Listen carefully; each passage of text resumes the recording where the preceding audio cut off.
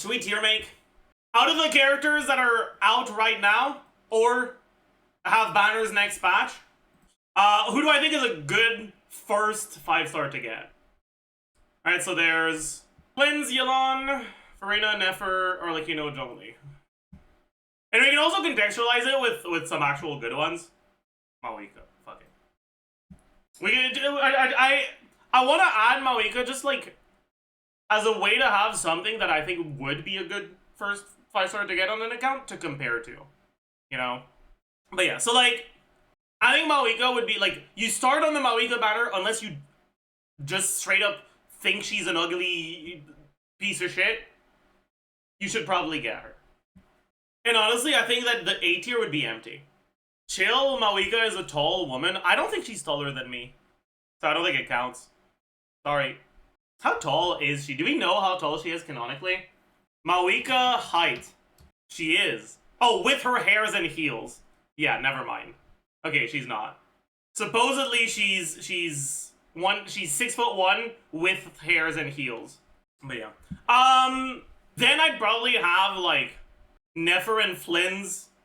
You know what? I feel like these letter grades will make people angry, not because of the order of things, just because people associate lower letters with bad things.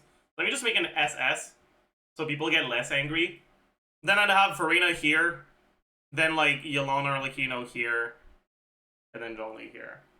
Right? These two characters, it's not that they're that bad, it's that getting them without their like specific support that chills them is gonna make their performance pretty underwhelming. And both of their 5-stars that support them, if you get those as a standalone, they'll be performing alright. So you'd much rather go for the support first. But if you know you're gonna go for the support, you can pick them up now. Like, it's not something you can't do. And the biggest problem with Furina is that in terms of like order of upgrades, she tends to be low for the teams where she's good. Like, even for Skirk, she's the third 5-star you'd want to get for a Skirk team. And getting her with the intent of getting a Skirk team, especially since it's kind of looking like most of the characters that are going to be coming out in the next few patches won't care about damage percent, you're kind of heavily committing to a team that's unlikely to see too many buffs in the next few patches. And you're committing 3 full 5-stars to this team, which is going to really limit your options later on. It's not that you can't get Furina or that you shouldn't get Furina. It's that it does limit your options a lot. And unless you do commit to this decision, she'll end up benched. I think overall, Furina's a much better unit than these two. Maybe not. Better than him, at least. Maybe on a similar level to Nefer. I don't know. I still haven't made up my mind about Nefer yet. Yeah, like, overall, I don't think she's below like this. But in terms of a first 5-star to get, Furina just ain't it. That being said, maybe by the time Furina banner comes around, right, we'll get some early information about 6.2 banners. And maybe the 6.2 banners are like Skirk rerun, Escoffier rerun. And then committing to Furina isn't as bad because you know you'll be able to build the whole team next patch, right? Like, it's not that bad. We have leaks about Durin, Venti, Escoffier, Navida. Interesting. But Furina is valuable to every unit prior to non-cry. The thing is, not necessarily. Furina lost a lot of value in Natlin. Most Natlin characters don't like her. And Natlin raised the power level of good teams, which means most good teams right now don't like her. Right, Bolani doesn't like her, Kanish doesn't really like her. I mean, Chelska can use her, but it's not even the best choice. Mawika doesn't like her, Varessa doesn't like her. Pretty much just Skirk. But she's the third most important 5-star to get in the Skirk team. So, third? Yeah. Like, Skirk and Escoffier, and then Furina. But like, there was a reason why I skipped the Skirk banner on this account.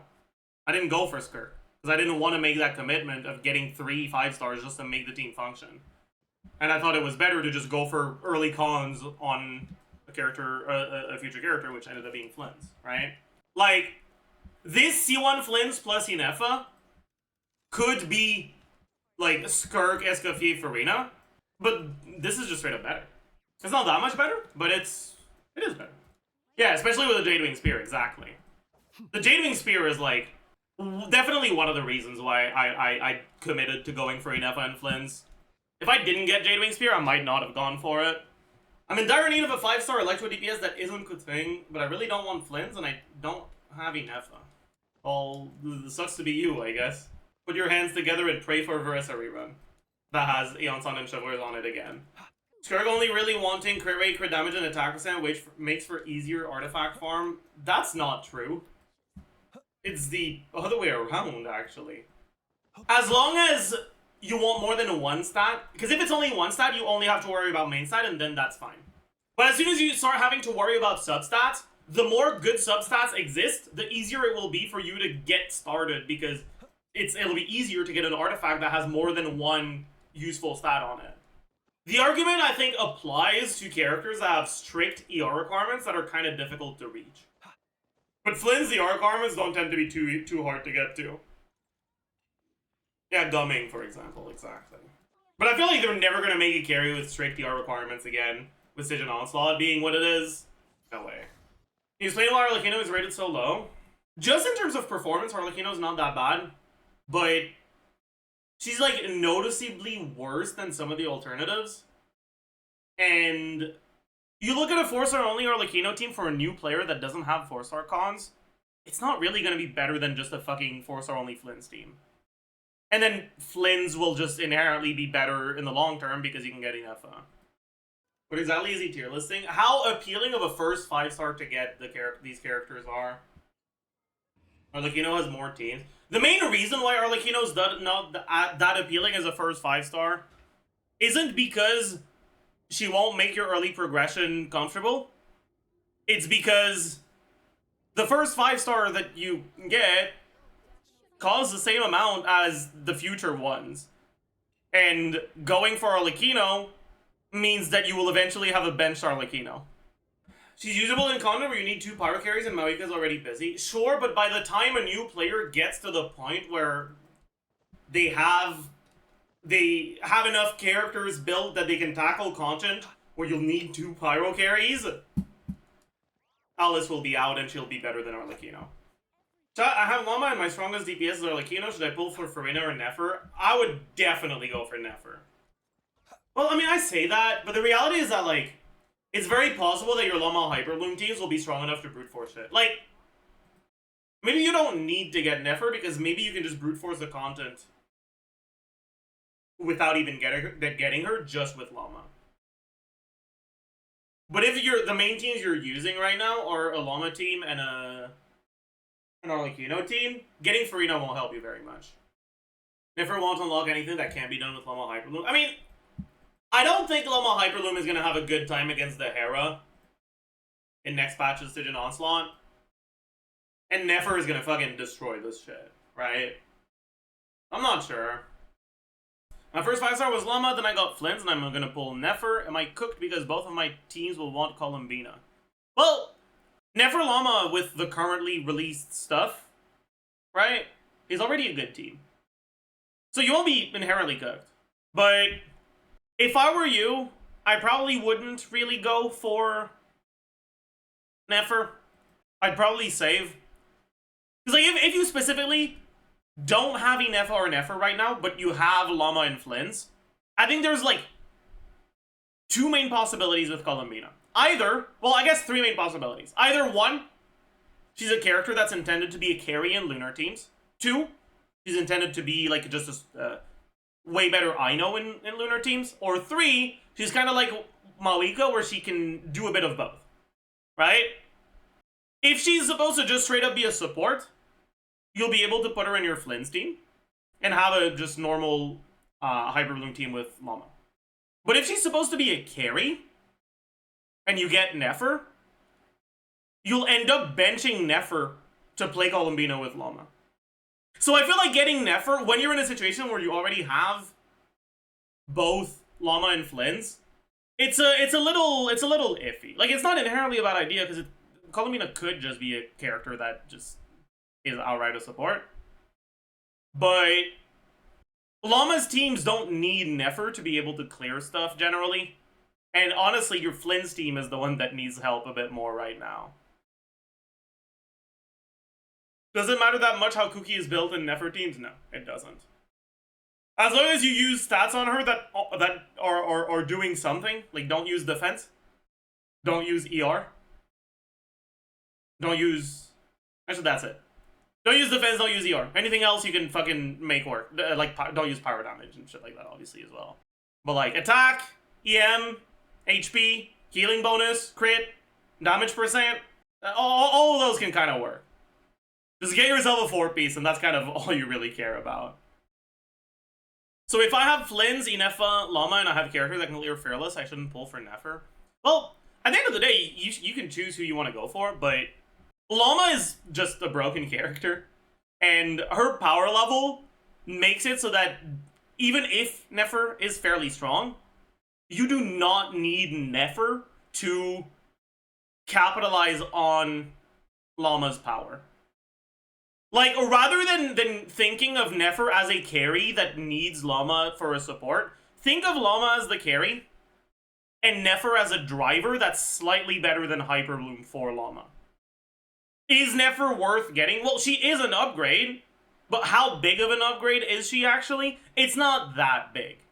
So, it's up to you. Do you feel like you need the upgrade to your Llama team? Ask yourself that. You can figure it out from there. And it's not that Nefer doesn't have good numbers. It's that Llama's just too broken. How does Nefer compare to Neuvillette Hyperbloom with Llama? It's basically similar in DPS, but worse AoE. But Neuvillette Hyperbloom is a fucking 4-cost team. Whereas Nefer Llama is a 2-cost team. But for a new player, you definitely don't want to try to build a Neuvillette Hyperbloom. But if you've been playing for a while, you got Neuvillette and Furina because in Fontaine they were pretty powerful, and you got Raiden because you've been playing since Inazuma. Getting Nefer might just straight up not even be an upgrade to your Llama teams. The content does shield lunar damage, right? So that's not me saying that you'll be able to clear the lunar shield content with these teams. Like, you might still struggle because of how lunar shield it is. But in terms of team DPS and like long-term value, Nefer by herself won't necessarily be an upgrade. How does Nefer compare to Skirk? It's kind of weird, because like, if your assumptions for Nefer are as optimistic as the GC Sim assumptions for Skirk, you can probably get Nefer team DPS relatively close to that GC Sim Skirk bullshit. Like 140k stuff. But her personal damage is high, all she needs is a good sub DPS. I heavily disagree with that idea. If you have a character that has really good numbers, they will generally benefit more from buffs than others, not less. So the better a character's numbers are, the less you want sub DPS, and the more you want buffers instead. Now, could there just be a buffer that also has sub DPS? Sure. But if that power budget went all into the buff, it would probably be better. Just returned to the game since 4.2, got Llama, plan on getting Citlali, Mawika, Escoffier, Inefa, Columbina. Which artifact domain should I farm? Interesting. That one's kind of difficult, actually. Because if the only Natlan character you're getting is Mawika, farming Codex isn't going to feel good. But you still want Cinder City, so you don't want to just Strongbox Codex. I'd probably farm Codex until you have a Cinder City with enough ER for your Citlali. And once you do, go to the Nodcry domain and farm that, and start Strongboxing Codex. Enough equal 180 plus. Okay, I'm gonna be like very, very, very honest with you right now. Okay. With Stygian Onslaught being what it is, Citlali below 200 ER feels like shit. My account doesn't have the highest ER artifacts on Cinder City, and I feel it. Playing Citlali in Mawika teams, where you need the burst, is painful on my account. Alright, I have like 180-ish, I think. I have 200 right now. Because she's kind of stealing gear from other shit, I think. Yeah, this circlet is like kind of stolen from someone else. But ER Sense in the back. Oh yeah, but it's more than ER Sense. You also need a good amount of ER on your other pieces. And this is what, 18 instead of 10, so plus 8. I guess this one would be better.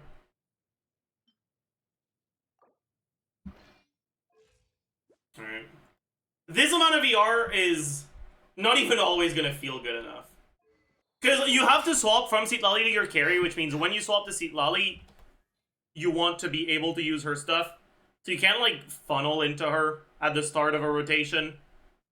And then, on the first rotation, when you don't have the burst, you have to wait out catching the particles, which makes you lose buff uptime on the rest of your team, because you've used those buffs before you swap to Citlali. It just feels so bad. I'd say you absolutely want an ER main stat with pretty much any substat, and at least 3 of your pieces with over 10% ER, other than the ER main stat. Doesn't matter what the main stats are, you just need over, like, ideally, at least 3 ER rolls on all of them. Once you have that, I think you're good enough. You go off piece with the highest ER for your last one, and you move to a different domain. Your Cinder City is now good enough, so you can just strongbox for Codex. Although if you're using Eon San, you also want some attack main stats for her, right? So there's that too, but yeah.